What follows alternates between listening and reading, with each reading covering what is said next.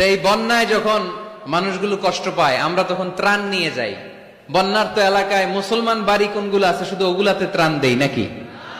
সবাইকে দেই, ঠিক কিনা? কারণ আমরা কনসিডার করি দে আর দ্য হিউম্যান বিং, তারা মানুষ, তারা মানুষ। আমরা দুই চোখে মানুষ দেখি।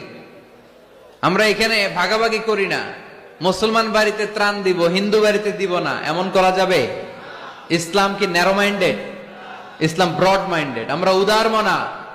কোন নাস্তিককেও যদি দেখি বন্যার পানিতে হাবুডুবু খায়, আমার সাহায্যের হাত তার দিকেও যাবে। কোন হিন্দু ভাইকে যদি দেখি না খেয়ে মরে, আমার খাবার তার ঘরেও পৌঁছে যাবে। এটাই ইসলাম।